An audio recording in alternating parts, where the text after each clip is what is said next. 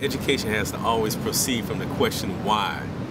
Why are we doing what we're doing? And then associated with that, we have to answer the question, who is being educated and for what purpose?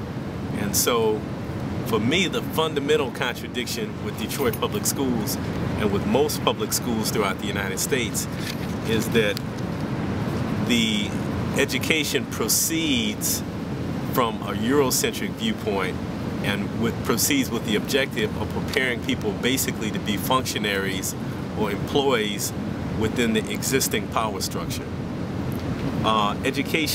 Schooling, I should say, because I make a distinction between schooling and education, as we know it in America, doesn't really prepare people to be independent thinkers, and it certainly doesn't prepare people for self-reliance or self-determination.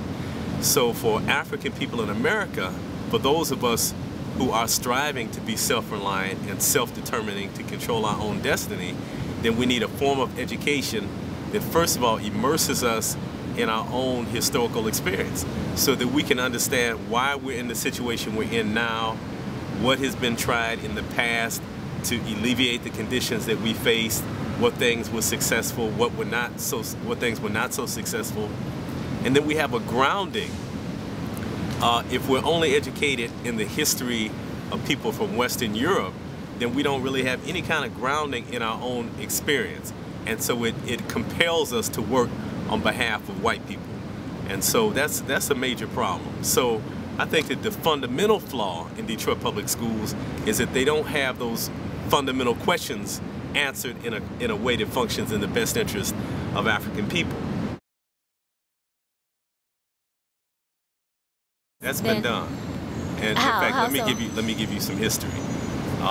In fact, I would go so far as to say that if there had not been multiple efforts to do that, that there wouldn't be an Ensortiment Institute, an Aisha Shule, and a Timbuktu Academy, because in many ways creating those schools independent of the Detroit public school system was a response to multiple efforts to try to infuse African-centered education into Detroit public schools and being blocked at every step. And I think if you talk to Mama Imani, she'll tell you about her experiences working at King High School and attempting to infuse what then we call black history into the school system. I was a teacher in Detroit public schools for about 10 years and tried on multiple levels to incorporate African-centered perspectives into the curriculum. And even at one point, the superintendent hired me to write curriculum. So I was one of the first writers of the African American life and history strands, they called it. But we had a committee that included myself, Catherine Blackwell, several other people. We created these beautiful documents that nothing was done with because there was no political commitment to really make it happen. When Kwame Kenyatta was on the school board, a resolution was passed that mandated that African-centered education be infused into all schools in the Detroit public school system. So there's been multiple efforts to do this, but there's been no political will to make it happen on the part of the leadership. And that's really what it takes. Now, even with the political will of the leadership, if that were in place, it would still be a massive job because most of the teachers teaching in Detroit public schools have been educated in Eurocentric institutions which have trained them to work on behalf of the interest of white people in this society and have not trained them to work on behalf of the interest of black people.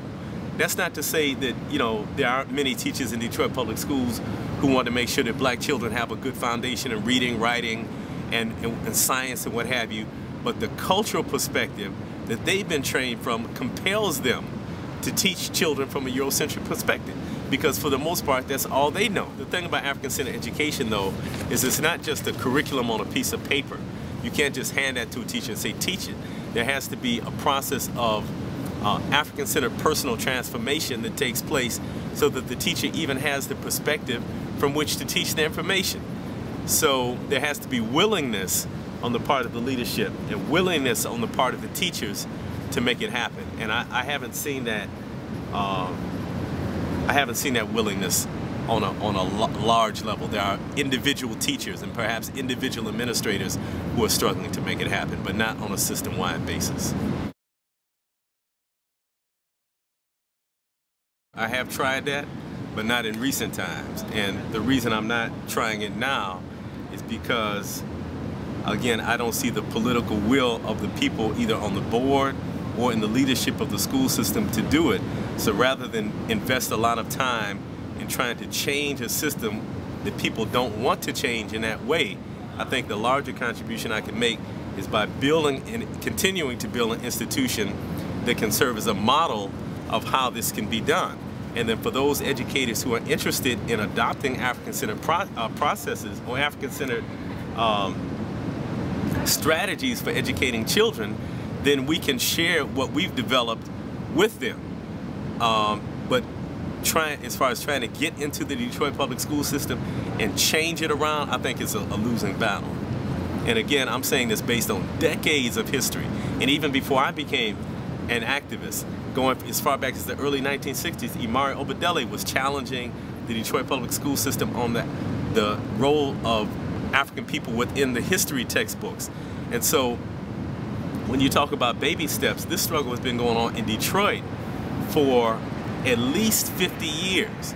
And so in 50 years, millions of children have gone through the Detroit public school system and been miseducated. So, you know, when we talk about baby steps, at what point do we take a quantum leap? You know, we've been taking baby steps for the last 50 years and nothing significant has happened in terms of changing the cultural perspective.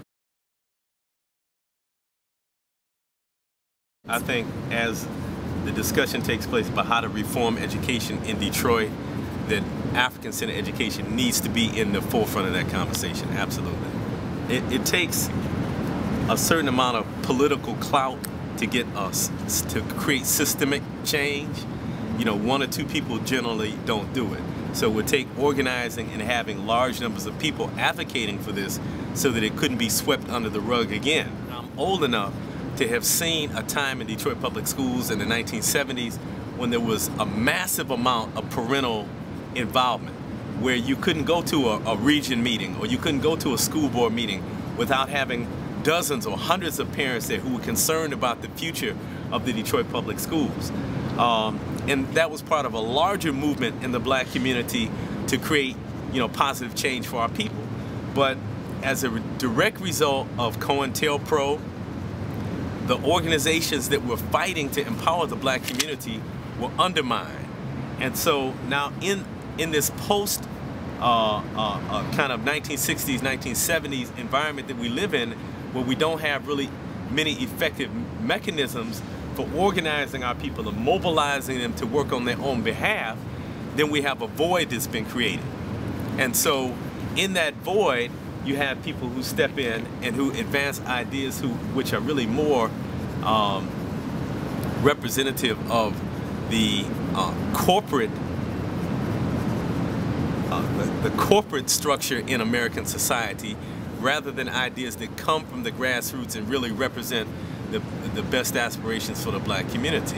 So in that environment, it's very challenging to organize people to work on their own behalf, because we have a whole generation of people that have grown up not really seeing the potential for the community to empower itself and to really control the school system or other systems within our community.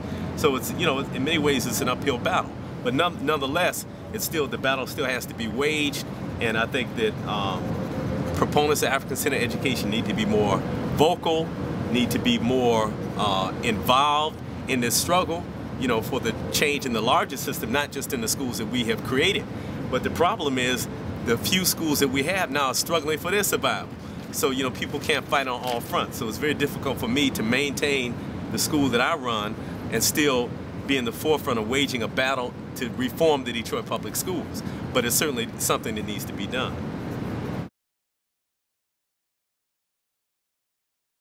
I'm opposed to any effort that disempowers the black community and disempowers people generally.